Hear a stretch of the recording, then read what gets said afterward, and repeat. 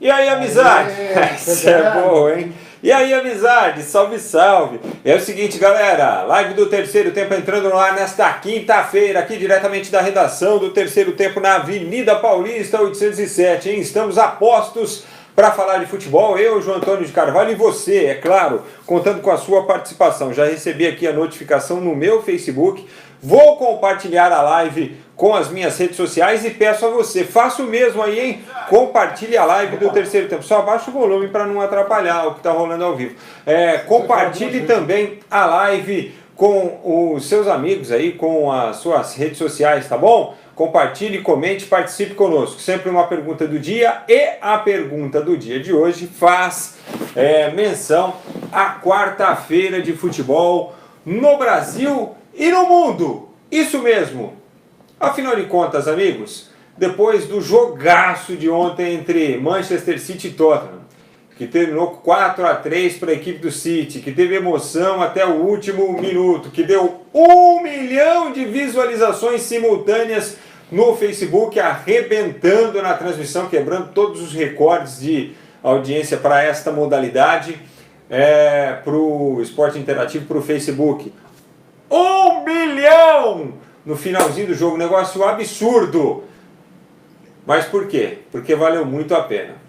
Porque o jogo foi demais, foi fantástico, e o City em casa foi eliminado pelo Tottenham. Perdeu por 4-3, mas com esses 3 gols aí marcados fora de casa, né, acabou se beneficiando da regra do jogo. E aí é o seguinte, no final do jogo o torcedor do Tottenham fez festa, o torcedor do City, que teve o 5º gol que lhe daria a classificação, anulado pelo VAR, com auxílio da videoarbitragem. Já nos acréscimos da partida, o torcedor do City fez o quê? Quebrou tudo? Quis bater na arbitragem? Não. Aplaudiu o seu time, aplaudiu o espetáculo. Cultura diferente, no Brasil nós não faríamos isso? Obviamente que não, né? Mas aí é o seguinte, quem assistiu esse jogaço durante a tarde, quem viu esse espetáculo do futebol durante a tarde, teve que ver a Copa do Brasil como castigo à noite. Assim, a gente exagera um pouco, né? Falar que é castigo e tal. Tudo bem, é o que nós estamos vivendo neste momento. Mas aí a nossa pergunta para vocês é a seguinte, onde é que está a emoção do futebol, hein? Qual o futebol que você prefere, gente? Esse futebol que a gente viu na Europa, que tem todo esse espetáculo, mas que é frio no final dos 90 minutos, frio na relação, né? Ou é a coisa cultural. Ou o nosso futebol aqui, que sabe, é 0-0, é modorrento, é 1-0, é sem chance de gol, é um negócio, sabe? Mas no outro dia, pelo menos, você tira o sarro do companheiro, você brinca, você viu lá, seu time perdeu, o meu venceu, sabe? Não torço para nenhum time da Inglaterra, então muita gente pensa assim, né? O Zé Paulo da Glória, por exemplo, meu companheiro lá na geral, na Kiss FM 92.5, diariamente, pensa assim, né? Mas eu vou tirar o sarro de quem assistindo o futebol da Inglaterra, assistindo os jogos da Europa? E aí, gente? A verdadeira emoção do futebol, o verdadeiro sentido do futebol para você? Esse futebol que a gente viu na Liga dos Campeões da Europa, o nosso futebol tupiniquim aqui, Copa do Brasil, estaduais. João Antônio tem mais dados para passar e para também auxiliá-lo nesta, a formular uma opinião. Tudo bem, João? Grande abraço, Frank, grande abraço a todos, né? Até porque, né, o britânico, ele é tão pragmático, tem aquela fleuma britânica, né, que se o torcedor do time adversário for brincar com o time dele, meu time ganhou, perdeu, ele vai virar e falar assim, e daí? Mais ou menos isso. Olha, eu só queria dizer o seguinte, em cima de tudo que o Frank falou, que a gente está falando aqui parece de 2 esportes diferentes. Ninguém vai entender muito o exemplo que eu vou dar, mas outro dia eu estava entrevistando aqui, inclusive, a capitã da seleção de rugby do Brasil, a seleção feminina. Aliás, matéria bombando lá no nosso canal no YouTube, hein? A Raquel Korman. E a gente citava isso, que muita gente fala, o que é o rugby? É aquele esporte parecido com o futebol americano. E na verdade não tem nada a ver um com o outro. Para começo de conversa, no futebol americano, você pode lançar a bola para frente, tem que lançar a bola para frente, e no rugby você tem que lançar a bola para trás. É mais ou menos isso que está acontecendo com esses campeonatos. Um esporte é o futebol, é aquele que é jogado na Europa, não só na Inglaterra, mas é jogado na Europa. o Frank falou de dados, a gente teve 8 jogos por essa fase de quartas e final da Liga dos Campeões da Europa. A gente teve os confrontos Barcelona e United, Juventus e Ajax, City e Tottenham e também o Porto contra o Liverpool. Foram marcados em jogos decisivos, que valiam uma passagem para a semifinal da competição mais importante de clubes do planeta. E aí você podia falar assim, mas eu vou jogar com medo porque um 0 a 0, um empatezinho aqui, pode me garantir melhorar o jogo de volta. 24 gols em 8 jogos, uma média de 3 gols por jogo. E a gente está falando de confrontos de gente grande. Aqui, se a gente fizer uma média dos clássicos do Campeonato Paulista, acho que não chega a 0,75 por jogo. Eu não fiz isso, eu prometo que depois eu faço. Porque... Bom, vamos pegar então os semifinais do Campeonato Paulista, aí que nós tivemos 4 jogos. Foram 4 gols. Então. Um por jogo. 2-1, 1-0. 0-0 e 0-0. Não, foram 3 gols, né? 4 gols. 4 gols, um por jogo. Puxa, e só tivemos... Um por jogo. Mas se a gente puxar um pouquinho atrás, pela fase de classificação, Palmeiras e Corinthians foi 0-0, e foi 1-0 só. Palmeiras e Santos foi 0-0. O Santos e Corinthians foi 0-0. Santos ganhou do São Paulo 2-0. São Paulo fez um clássico, um gol em todos os Palmeiras clássicos. E São Paulo foi 1-0. O único resultado mais expressivo foi o Santos contra o São Paulo, no começo do campeonato, que foi 2-0. Ainda assim você tem esses 2 do Santos, um do Corinthians contra o Palmeiras e um do Palmeiras contra o São Paulo. Significa o quê? Mais 4 jogos e 4 gols. Então a gente teve nos clássicos de São Paulo média de um gol por jogo. Média de 1 gol por jogo. E essa média porque teve aquele 2-1 Corinthians e Santos que fugiu do controle, né? Porque não era normal. E a gente teve vários fatos aí que foram isolados, como aquele chute do Carlos Eduardo que ninguém esperava e tudo mais. Então, não é futebol. Futebol está sendo praticado lá. Ontem, com 10 minutos de jogo, o jogo já estava 2-1. Aí, com 20 minutos, já estava 2-2. Uma coisa louca. Então, nenhum dos 2 times teve medo de atacar. O City, jogando em casa, tinha a obrigação de ganhar o jogo para devolver a derrota, mas não fez um ataque, aquele ataque que você vai aos poucos, vai segurando, dominando a bola no meio campo, para não deixar espaço. Ele foi para cima, tentar ganhar o jogo, tentar definir logo o jogo. Tivemos uma virada no jogo em 11 minutos, nos 11 minutos iniciais, e uma outra virada nos 15 minutos subsequentes. Ou seja, em 26 minutos o jogo estava 3-2 com 2 viradas, um negócio maluco, e os caras... Claro. Alguém vai falar, mas isso... Atacando, né? Alguém vai falar, mas esse jogo foi um jogo atípico. Claro que foi. Óbvio. Claro que foi. Mas o Ajax ganhou da Juventus 2-1, jogando em Turim. A gente teve o Barcelona com o Messi arrebentando o Manchester United, ganhando os 2 jogos. A gente teve o Liverpool, que está jogando demais, ganhando os 2 jogos, inclusive goleando ontem 4-1 o Porto fora de casa. Não que o Porto seja um grande time, mas é aquilo. Se é um time daqui do Brasil que já fez 2-0 no primeiro jogo, sabe o que ia acontecer no segundo? Ia ficar com 10 atrás. Se fosse o time do Felipão, ia ficar com 10 atrás. O time do Carilho ia ficar com 10 atrás. Nossa, os caras nem desceriam do ônibus, ia com ônibus e tudo para dentro do gol. Ia com ônibus para dentro do gol. Aí o Liverpool chega, vantagem de 2-0 contra o Porto, ia jogar fora de casa, meteu 4. Quer dizer, a gente está falando de esportes diferentes. Aquele é futebol, esse aqui não é mais. Já foi, o Brasil teve um grande futebol, hoje não tem. Por isso que a gente fica depois lamentando e chorando que o Brasil não ganha a Copa do Mundo faz tempo. E quando ganhou a última Copa do Mundo, ganhou com um técnico que também preservava muito a marcação, muita defesa, que era o Felipão, só que tinha uma geração de muitos talentos. Ronaldinho Gaúcho, Rivaldo, Ronaldo... As 2 laterais, Cafu, Roberto Carlos, quer dizer, era um time, não estou dizendo que o Felipão não teve importância, não é isso, mas era um time que poderia ser campeão com qualquer treinador. Não estou desmerecendo o trabalho do Felipão, ele foi importante, com o trabalho dele, ele achou 2 jogadores para liberar essas feras todas, que foram o Gilberto Silva e o Kleberson, que não eram titulares, ele conseguiu colocar os 2 no time. Por exemplo, foi o que faltou no Tele Santana de 82, uma proteção maior para deixar que o talento jogasse, o talento fluísse. O Tele não fez isso e perdeu a Copa, e o Felipão fez isso e ganhou a Copa. Então, cuidados são importantes, mas medo, que é o que a gente está vendo, isso não. Abdicar do futebol, né? Abdicar do futebol, abdicar da tentativa de fazer gol, não dá. Que nem ontem, de novo, o Santos e Vasco. Claro, você vai falar assim, o Vasco é um time muito ruim. O Santos ganhou de 2, podia ter ganho de 5 ou 6 se tivesse um centroavante, que não tem. Bola passa de um lado para o outro, para um lado para o outro. O baixinho lá fez um lance bom no primeiro gol, no segundo ele entrou sozinho, mas não tinha perna para ganhar do zagueiro, porque ele não tinha como correr mais. Né? Perninha curta. Mas joga para frente. Os outros não, sabe? Isso que dá raiva. Você senta na televisão para quê? Para o torcedor do seu time, claro que no final do jogo ele vai ficar feliz pela classificação. Mas o que eu tô vendo de corintiano revoltado com o time, nossa, Frank, eu nunca vi isso.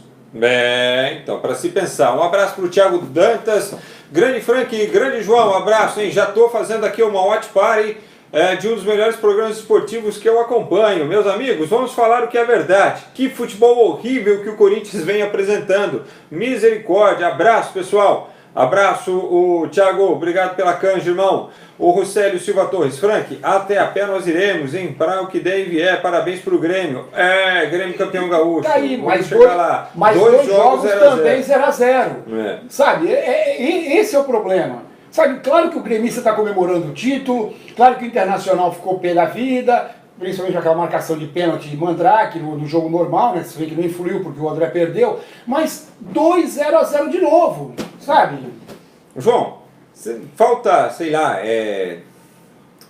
objetivo para o futebol brasileiro? Ou alguém chegar, seja lá na CBF, lá, gente, na hora da gente mudar, nós precisamos voltar a ser o Brasil da alegria, o Brasil do show, pô. Vamos mudar os conceitos aqui para tentar fazer um futebol. É porque nós nos perdemos, porque paramos de revelar tantos talentos, tantos craques, e aí não, então vamos jogar fechadinho, vamos nos resguardar, ser mais táticos e tal, para tentar... Foi aí que nós começamos a perder. Ou parar de vencer. Eu não consigo ver uma luz no fim do túnel, viu, Frank? Porque aqui, sabe, a gente tem uma geração de treinadores, que é a geração que está em alta, que é essa geração medrosa. Inclusive o Mano Menezes, que está muito bem no Cruzeiro, já ganhou a primeira do Mineiro, também é um técnico defensivista. Ele o Felipão o Carille o técnico da seleção também é. Então eu não vejo, sabe, eu não vejo espelho. Eu não vejo espelho. Claro que está aparecendo gente nova. O Sampaoli não é brasileiro e não é novo, não é novidade o trabalho que ele faz. Mas está aqui trabalhando no time brasileiro que é o Santos. O Thiago Nunes coloca o Atlético para frente. O Fernando Diniz coloca o Fluminense. Até o final do ano passado, sabe, estava brigando para não cair no Campeonato Brasileiro. No Campeonato Carioca conseguiu fazer grandes jogos. Ganhou uma partida do Flamengo durante o campeonato. Acho que foi a única derrota que o Flamengo teve até aqui no Campeonato Carioca. É um time que ele aproveita os jogadores ofensivos que tem. Um ataque com o Ione, com o Luciano, com o Everaldo, com o Ganso vindo de trás. É isso. O problema é que os técnicos aqui são muito medrosos. E a estrutura do futebol brasileiro também colabora, Frank. Porque aí que tá. O técnico, ele sabe que se ele perder 2, 3 jogos, ele vai ser demitido. Então, os clubes não ajudam, porque eu lembro que recentemente a gente falou daquela reunião que ia ter na CBF, que foi colocada na mesa a obrigatoriedade de manter o técnico durante o campeonato, ter só 1 ou 2 técnicos durante o ano, e os clubes não aceitaram. Então o negócio vem de cima. Eles não têm convicção no trabalho que fazem. Não tem convicção. Então a coisa vem de cima. Se você sabe que você não vai ser mandado embora até o final do ano, se você tiver uma convicção ofensiva, você vai tentar, você vai arriscar. Porque aí você sabe que você pode perder 3, 4 jogos se você tem essa convicção. Estou falando que os nossos técnicos, na maioria, tenham. Não é isso. Mas pelo menos você tem. Os que têm essa convicção terão respaldo. Terão respaldo. Coisa que não acontece hoje. Se você perder 2, 3 jogos, é mandado embora. Ainda mais se você não tiver um histórico vencedor, um histórico já de muita experiência. Como tem o Felipão, segura por isso, como tem o Tite, como ganhou o Carille recentemente, né, com as conquistas. Então esse é o problema, a coisa vem de cima. E nesse ponto a CBF tentou mudar. Os clubes é que não deixaram. Então a gente coloca isso na conta deles também. Boa tarde, não tem como não ficar ligado no melhor programa da hora do almoço, hein? É o Manco Santana, aqui de Bragança Paulista. Obrigado pelo carinho, irmão. Grande abraço aí pra Bragança e toda a região, hein? Bragança vai estar movimentatíssimo dia 28 agora. O que vai ter lá, João? Troféu Brasil de Atletismo. Opa, legal. Que é do circuito internacional, prova válida pelo circuito internacional. Ó, que legal. O Jean Carlos, boa tarde. Os treinadores do Brasil estão ultrapassados, por isso a seleção brasileira não evoluiu. O Russelli, Frank, e o Corinthians, o que aconteceu com o time reserva? Foi por isso que perdeu? O Corinthians perde para a Associação Chapecoense de Futebol? Não é normal, não. Olha, jogando fora de casa com um time misto reserva, mesmo a Chapecoense tendo um time bem mais ou menos, não dá para considerar que é normal, não. Tanto foi meu palpite ontem lá na geral, 1-0 para a Chape. José do Amaral, olá amigos, nota 10 para vocês aí, viu? Aqui do Sul deu o meu Grêmio. Ele vai se classificar na média, viu? E vai longe.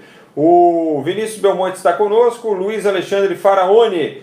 Qual o segredo do sucesso do Ajax nesta Liga dos Campeões da Europa? Acho que é o seguinte. Juventude, elenco bem montado taticamente. Aí é o seguinte, ninguém deu atenção quando viu, os caras já tinham passado pelo Real Madrid. Quebrou uma marca histórica, né? Porque foi a primeira vez que um time se classificou para as semifinais vindo das 3 eliminatórias, das 3 pré-eliminatórias da Liga dos Campeões. Olha que bacana. Um marco histórico, nunca tinha acontecido isso. Um abraço para o Luiz Alexandre Faraoni, obrigado pela mensagem, participe sempre. Rogério Silveira. Eu queria que eles levassem um vídeo com os jogos do Corinthians para o Guardiola dar uma olhada. Será que ele ficaria doente ou apenas teria uma crise de riso? Pô, tá querendo consultoria? Ai, ai. Maurício Oliveira, Liga dos Campeões é um campeonato cheio de estrelas e você pega muitas filosofias de jogo, tipo espanhol, inglês, italiano, e pelo que é investido nesses times, é sempre um espetáculo. O futebol brasileiro está longe de chegar a um nível desses, nem mesmo a Libertadores. Sim, há um investimento maior, sim. Claro. Mas há uma proposição também de quem dirige, de quem comanda, de proporcionar espetáculos, né? E olha, eu vou te falar lá, né? Você pega o campeonato inglês, você pega o campeonato espanhol, o campeonato italiano, terão os times lá também que jogam para se defender, que jogam para conseguir um resultado contra os grandes. Só que os grandes se propõem a dar espetáculo. É isso que é diferente. É muito triste ver o Corinthians jogando assim, ó, mais um lamentando. Wagner Love tendo que correr atrás de lateral, ajuda aí. É o Gil Low fazendo a observação dele aqui. Ô João, aproveita e fala aí, Chapecoense 1, Corinthians 0. Bom, eu também já tinha dito ontem que a Chape era a favorita, mas como tem um time muito limitado, um dos melhores em campo foi o Márcio Araújo. Quer dizer, não dá para levar isso também muito a sério, né? Não dá. Desculpa. O time que tem o Márcio Araújo e aí no segundo tempo entra o Amaral. Amaral. Que não tem nada de Amaral no nome. Os dois volantes da Chapecoense, o Márcio Araújo e o Amaral, que jogaram no Palmeiras. Então, olha, eu vou dizer isso com muita dor no coração, porque a Chapecoense é um time muito simpático e a gente que já respeitava, passou a gostar muito mais da Chape, pelo que aconteceu com o acidente, uma tragédia enorme, mas esse ano passado escapou, ficou balançando lá nas últimas posições. Se não contratar reforços, a Chapecoense vai entrar no Campeonato Brasileiro daqui a uns 10 dias mais ou menos, como um dos grandes candidatos a cair. Porque o time é limitado, o time é fraco. Ontem, contra o time reserva do Corinthians, fez 1-0, atacou muito no primeiro tempo, tanto que o Walter, que é um bom goleiro também, um goleiraço, que não joga no Corinthians porque o Cássio está iluminado. O Walter fez várias defesas, e aí a Chapecoense recuou no segundo tempo. Foi o grande erro da Chapecoense. Deu campo para o Corinthians, deu até espaço para que o Corinthians tivesse uma ou outra chance para empatar o jogo. Não teve mais oportunidades o Corinthians, porque é um time também limitado, um time reserva, né? E como o nosso companheiro disse, o Wagner Love correndo atrás de lateral, e ele parece que ele está meio pesado, ele corre e não chega. Sabe, teve um lance no segundo tempo que ele recebeu na frente, ele tentou colocar uma segunda lá e o carro ficou, sabe, não foi a Ferrari do Jorge, foi um Fusquinha lá, o Wagner Love. Então, o resultado foi absolutamente normal e bom para o Corinthians. Porque o Corinthians, pelo primeiro tempo, poderia ter saído com um placar mais elástico contra, e aí no jogo de volta seria complicado. Acho que no jogo de volta, o Corinthians, ganhando ou perdendo do São Paulo, vai passar pela Chapecoense. Porque se ele perder, vai ter que colocar o time completo, vai ter que jogar a vida, porque é mais uma competição em jogo, uma competição que dá muito dinheiro. vai estar solto, vai estar tranquilo, torcida em festa, vai invadir o Itaquera e vai o Corinthians, com o peso da sua torcida, vai acabar tirando o desgaste da final e também se classificando. Acho que o Corinthians se classifica pelo jogo de ontem. Se fosse 2 ou mais, aí ficaria complicado. Mais complicado, né? Um abraço para o Paulo Ferreira, corintiano de Guaianazes. A retranca no Brasil é pela cultura de mandar técnicos embora. Estão apavorados, querendo manter seus trabalhos, diz o Gil aqui, ó. Maurício Oliveira, o futebol brasileiro está carente de bola. Sabe, muita picuinha. Acho que os craques que são revelados estão sendo vendidos antes de fazer uma história. E isso, quem perde somos nós. Cada dia mais cedo eles saem, né, do país. Boa tarde, galera. Ontem fui ver a Chape ganhar o jogo e podia ser mais, hein? É o Sidney Medina, deve ser lá de Chapecó, né? Se ele foi assistir o jogo. E uma coisa, Frank, quando a gente fala em craque a gente tinha na década de 70, 60, década de 80. Aquele time do Tele que eu tanto critico pela forma de jogar, que ele colocou o time atacando que nem índio, mas tinha Zico, Sócrates, Toninho Cerezo, Falcão, Leandro, Júnior. Sabe? E não foram para a Copa do Mundo Tita. Nossa, você Pita, pega uns caras desses para jogar hoje. Não, Pita não foi, Tita não foi, Mário Sérgio não foi, tinha o Renato Pé Murcho no banco. O Careca não foi, estava machucado, foi o que fez grande falta, porque o Serginho não era compatível com aquele time. Agora hoje, quem é que tem de craque no Brasil? O Neymar apareceu muito bem, foi para o Barcelona, teve grandes lampejos, jogando com o Messi, jogando com o Suárez. Os demais jogadores, sabe, Felipe Coutinho, Gabriel Jesus, estão lá na Europa, mas dá para dizer que eles são craques? Dá para dizer que eles aqui no Brasil, se eles não tivessem indo para lá, eles estariam mudando alguma coisa? Mudando algum quadro? Não dá.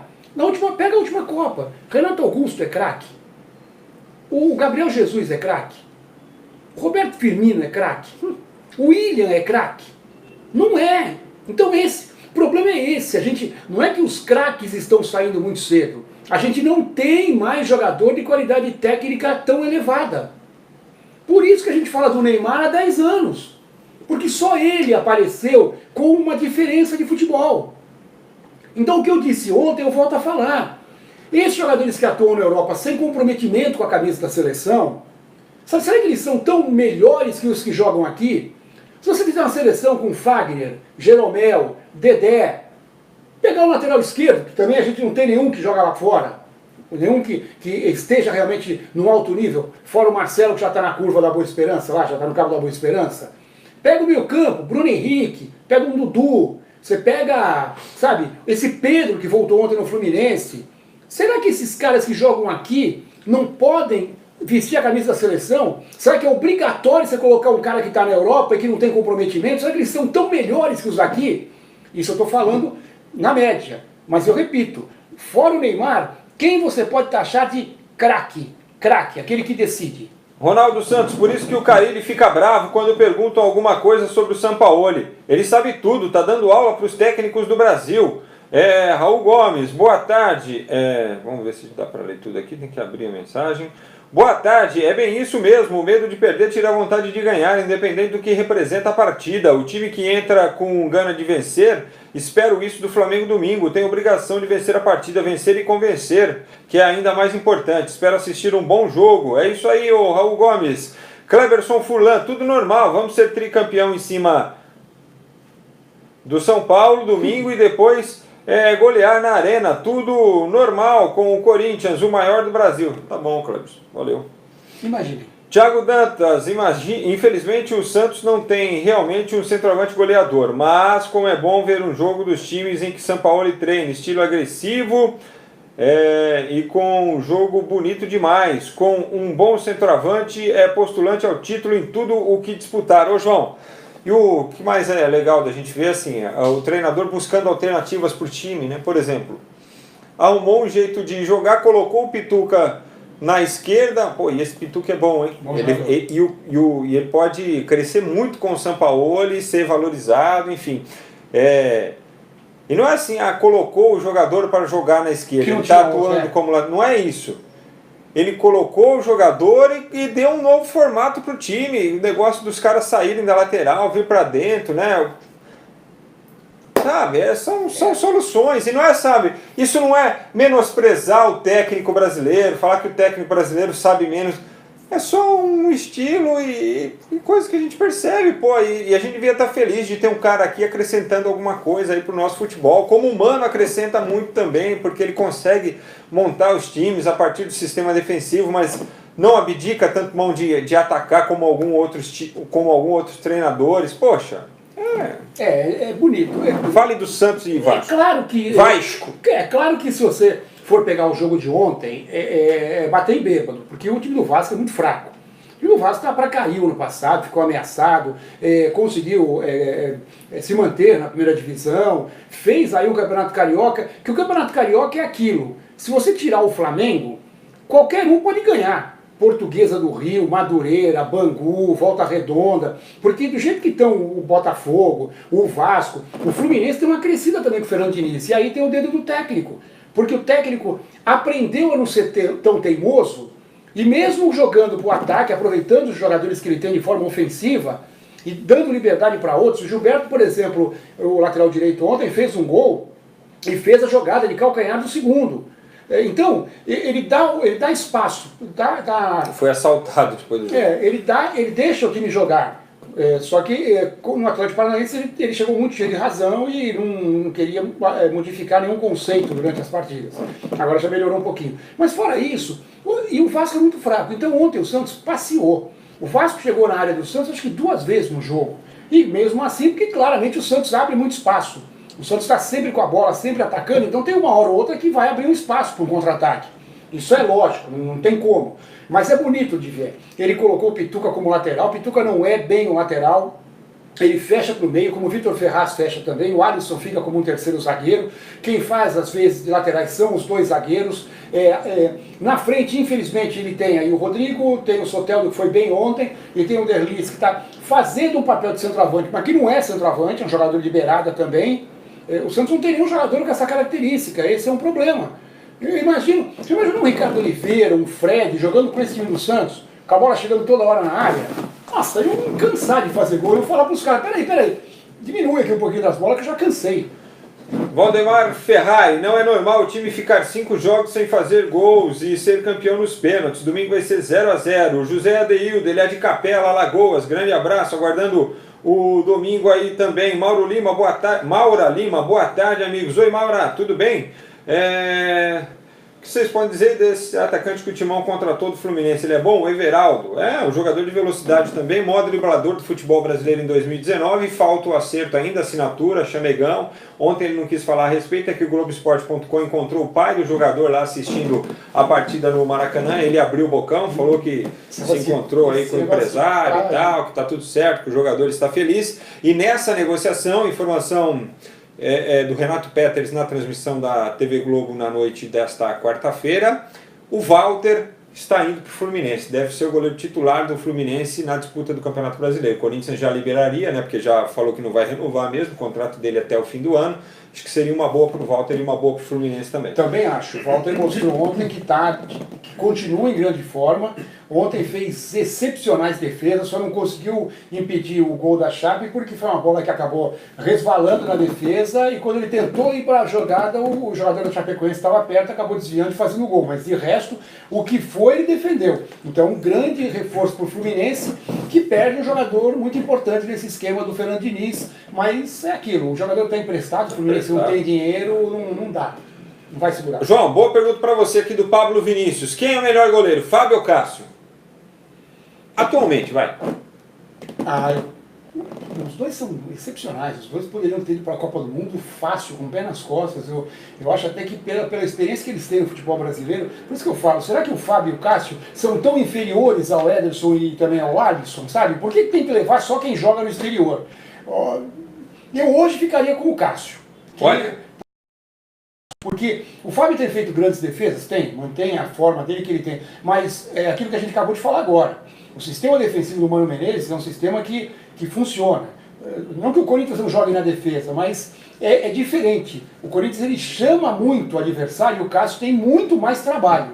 Então o Cássio tem salvo o Corinthians muito mais. É isso aí, eu concordo. O Cássio vive o melhor momento da carreira dele, o melhor momento do Corinthians, é o melhor goleiro do Brasil. Melhor, inclusive, que os goleiros da seleção brasileira. Outro dia, no jogo contra o Atlético e Cruzeiro, a gente viu, o Fábio fez 2 defesas fantásticas, quando o jogo estava ainda, não sei se era 0, estava 1-1, que podia mudar a cara do jogo contra o Atlético Mineiro. Mas ele tem sido menos acionado, porque o sistema defensivo do Cruzeiro é um sistema eficiente, e quando a gente tem fala... uma das melhores duplas do momento também, Dedé e Léo. Dedé e Léo é um sistema eficiente, e o Cruzeiro fica muito com a bola. O Cruzeiro é um time também que, como o Frank disse, ele não é um time que tem um técnico que sabe montar sistema defensivo e que não ataca. O Cruzeiro tem Rodriguinho, tem Thiago Neves, tem o Robinho, tem o Fred fazendo um monte de gol. Então, o Cruzeiro, o Fábio sofre menos do que o Cássio vem sofrendo. Olha, Sidney Medina, João, parabéns pelos comentários aí sobre a seleção, concordo com tudo que você disse. Ele disse, sou de Chapecó assim, Frank, beleza. Gilvanda Silva, qual a melhor equipe do futebol brasileiro atual? Para mim é o Cruzeiro, para você, João? Cruzeiro. O Joás Brito, na opinião de vocês, City, Juventus e PSG são a maior prova de que dinheiro não conta tanto na hora de competir, uma vez que essas 3 equipes foram as que mais investiram na UEFA Champions League? Ah, rapaz, é que às vezes, você precisa formar conjunto, né, cara? Os talentos têm que se falarem ali. Todos eles têm bons jogadores, mas... A tradição também conta, né? Então você vem carregando, como o Real, Barcelona, você vem carregando um time bom durante 8, 10 anos e você só precisa mexer uma peça ou outra, 2, 3 peças de reposição. Então por isso que esses times que também são milionários, eles talvez não tenham investido tanto quanto esses, mas tem times tão bons, porque eles já têm o time bom. Esse aí não, eles contrataram a rodo para tentar montar um time e não é de um dia para outro que se faz. Ô Pablo Vinícius, você é um cara chato, hein, velho? Você entende só as coisas do jeito que você quer, hein? Vou te falar, irmão. Vou explicar. Não entendo a imprensa. Ontem o Carille estava entre os técnicos top do Brasil. Hoje só críticas. KKKKK. Roger Machado é futuro na seleção brasileira. KKKKK. E imprensa. Bom, aqui nunca ninguém falou que o Roger seria técnico da seleção. Primeiro ponto. Quem come muito arroz feijão. E outra que eu também nunca coloquei o Carille técnico top do Brasil. E assim, apesar de achá-lo um bom treinador. Acho que ele é um bom técnico sim. Isso só um ponto. Aí mais um kkk aqui. Frank, hoje você levaria o Cássio porque tem mais trabalho? O Fábio não pega nada. Contra o Santos pegou 3 pênaltis. Se outros times não atacam, então quer dizer que o Fábio é menos goleiro? Não quer dizer que o Fábio é menos goleiro. Aliás, irmão, para mim os goleiros da seleção, o Fábio e o Cássio, são melhores que os que estão lá. Isso é um ponto. E outra coisa, você perguntou, quem está melhor, o Cássio ou o Fábio? A gente respondeu. Aí para você é porque o Fábio joga menos? Não é isso, irmão. Para pensar, raciocina isso, entende as coisas do jeito que você quer. Se é assim, então põe na seleção Paulo Vitor, que hoje pegou 3 pênaltis também. Claro que é importante, claro que o que o Fábio fez naquele momento foi importante, mas eu estou colocando hoje. Hoje eu vejo o Cássio trabalhando mais e tendo atuações que salvam mais o Corinthians do que o Fábio salva o Cruzeiro. Thiago Danta, o Gilvanda Silva, vai aí uma pergunta. Quem é o melhor jogador de futebol atual? Responde aí. Futebol brasileiro ou mundial de forma geral? Assim, que você tá... Mundial continua o Messi e o Cristiano, mas o Messi eu vejo mais jogador que o Cristiano Ronaldo. O Cristiano Ronaldo é mais transpiração e o Messi é mais inspiração. E aqui para mim, curiosamente, os melhores em ação no futebol brasileiro. Para mim, no futebol brasileiro. Bruno Henrique do Flamengo, não necessariamente nessa mesma ordem, a gente pode até questionar. Bruno Henrique do Flamengo, Cássio do Corinthians e o Rodriguinho do Cruzeiro. Para mim, esses caras estão jogando demais atualmente aqui no Brasil. Eu colocaria outros que estão jogando muito, porque a gente tem que dar valor também, porque esses times gostam tanto de defender, né, que Jeromel e Dedé também estão jogando demais. Uma dupla de zaga formada por... porque não dá para formar com o Kahneman, né, porque ele é argentino. O Jeromel e o Kahneman jogaram vários jogos do Campeonato Gaúcho, alguns foi o time suplente, né? O Grêmio tomou 1 gol no Campeonato Gaúcho. 1 gol. um gol em 17 jogos. Quebrou uma marca histórica do Inter de 74, que tinha levado só 2. No número menor de jogos. É, o número menor de jogos. O Internacional naquela época foram 22 jogos, eram 12 times, turno e retorno, 11 jogos em cada turno, 22. Agora foram 17. O único gol que o Grêmio tomou foi contra o Aimoré, na segunda rodada, um gol de falta do Jean. Então, parabéns, Aimoré. Você é o legítimo campeão Parabéns ao Jean, gaúcho. Porque parabéns ao Jean. vocês conseguiram marcar um gol. Parabéns ao Jean. Isso vai ficar Viva na o história. Aimoré! Ô, João, tivemos ainda Fluminense 2, Santa Cruz 0, né? Passeio. E hoje tem o Bahia contra o Londrina, encerrando essa perninha da Copa do Brasil. Lembrando que falta ainda o jogo da definição lá do Vila Nova contra o Bragantino do Pará, para que a gente possa ter finalmente o último jogo contra o Juventude. Eu ponho o Bahia como favorito, mas por decidir contra o Londrina, diminui um pouquinho esse percentual. O Bahia ainda está tentando se acertar, trouxe o Roger há pouco tempo, né? Fez um jogo de decisão do Campeonato Baiano no domingo e fez o gol no final, já nos acréscimos, estava perdendo para o Bahia de Feira, lá de Feira de Santana, então o Roger não conseguiu ainda ajeitar o time do Bahia. Então ele vai sofrer um pouquinho contra o Londrina, que é um time já que está mais armado desde o ano passado, quando fez uma campanha boa na Série B do Brasileiro. A final do Gauchão, Grêmio 0, Inter 0, é o pênalti do VAR. O pênalti foi outro absurdo, né? Só para explicar, pessoal, aconteceu o seguinte, teve um lance lá, uma disputa do Cortez com o jogador do Internacional, que não vou lembrar agora qual foi. E aí é o seguinte, Cortez entrou na área disputando a bola com o cidadão, e pelo menos na minha visão ali, o Cortez foi com o braço aqui deslocando o marcador, e aí o que ele fez? Para não cair, para não se deslocar, para não perder o lance, ele segurou o calção do Cortez ali, mas foi meio que... Foi o Zeca.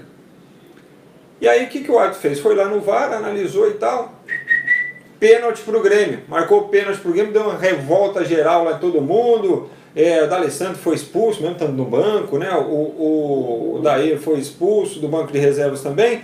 Sei que ele marcou um pênalti que, assim, na minha opinião, não aconteceu, absolutamente não aconteceu. Foi um puxão diferente, por exemplo, do Hudson no Henrique no jogo do São Paulo e Corinthians.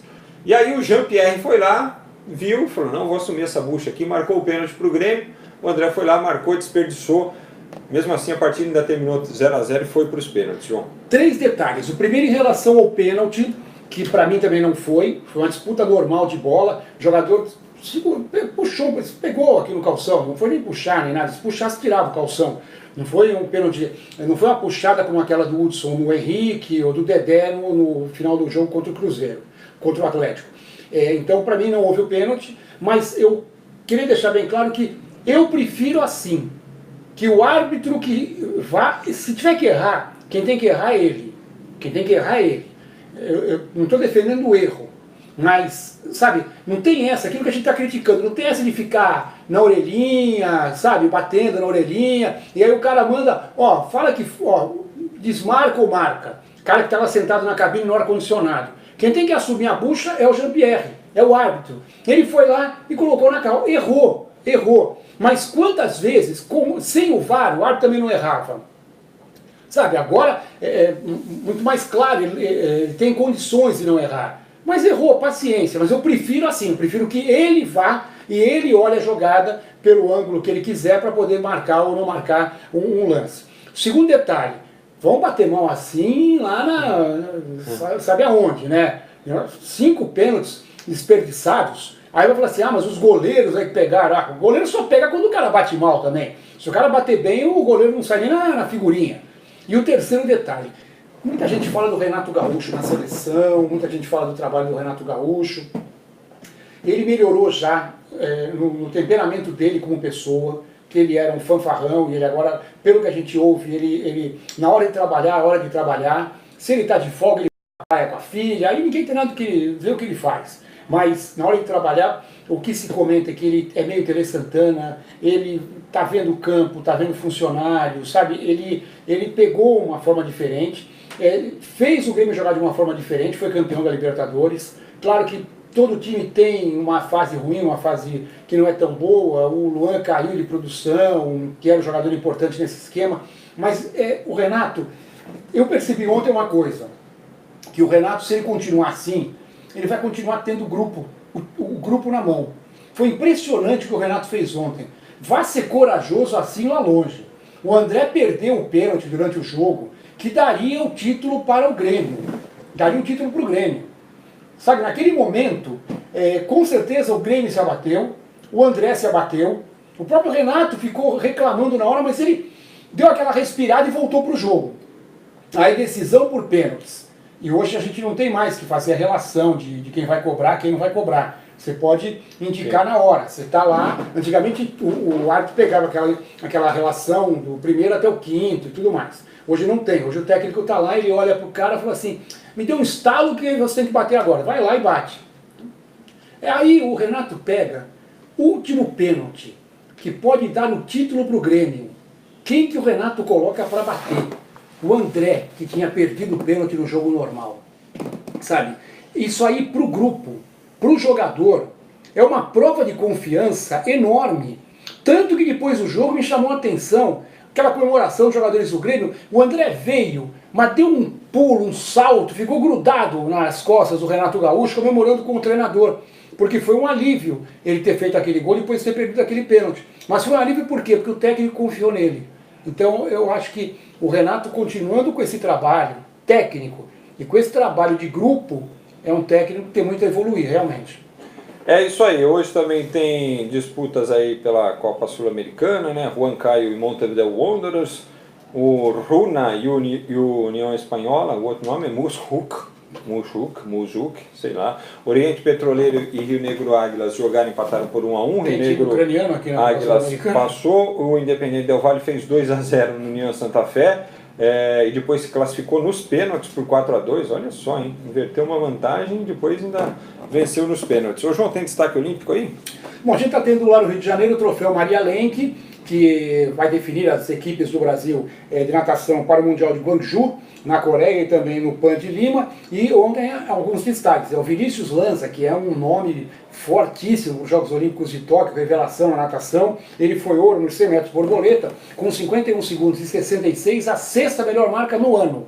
Então, muito bem o Vinícius Lanza. E nos 200 peito, a vitória foi para o Caio Pumputz, que fez o 16º melhor tempo do ano também. Esses tempos são importantes porque dão condição, além da classificação por tempo, a gente tem uma comparação com os principais do mundo. Claro que é começo de temporada ainda, mas de qualquer forma são atletas que estão aparecendo, principalmente o Vinícius Lanza. E na Fed Cup de tênis, nós teremos sábado e domingo o confronto contra a Eslováquia em Bratislava. O Brasil vai tentar a classificação, aí o Brasil está no grupo mundial, mas é a segunda divisão, né? E vai fazer esse confronto para tentar ir para uma repescagem, para tentar ir para o grupo mundial da Fed Cup. A Bia Haddad é o principal destaque do Brasil, ela que chegou à posição de 124 do mundo, está crescendo bastante a Bia.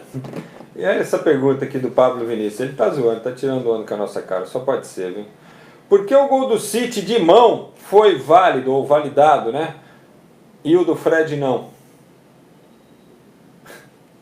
Primeiro que o gol não foi nem de mão, foi aqui. A bola se resvalou no braço do jogador, ele estava com o braço junto do corpo aqui. Não sei nem porque. Bom, você está tirando sarro com a nossa cara, eu já vi tudo, viu, Pablo? Um abraço para você. Você deve ser de BH. Logo, logo estarei por aí, se Deus quiser também, revendo meus amigos Everton Guimarães e Gilmar Oliveira. É o seguinte, gostou da live do terceiro tempo? Deixa um like maneiro aí pra gente, certo? Curta o terceiro tempo nas redes sociais. Se inscreva-se no nosso canal também lá no YouTube, acione o sininho lá no Terceiro Tempo TV, que é o nosso canal do YouTube. Você se inscreve também, aciona o sininho para receber as notificações de tudo aquilo que é produzido de forma exclusiva aqui diretamente da nossa redação na Avenida Paulista, tá bom? Amanhã, sexta-feira, feriado, mas a gente vai estar por aqui, a gente dá um jeito também de trocar umas ideias aí, tá bom? Eu, Tufano Silva, estaremos por aqui, a gente aparece aí na live do terceiro tempo. Valeu? E tem vôlei no final de semana, né? Tem vôlei no final de semana, já começa a decisão da Superliga Feminina. Falar amanhã.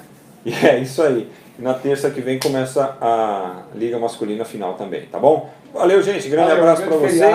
E até mais, hein? A todos. Valeu, Frank.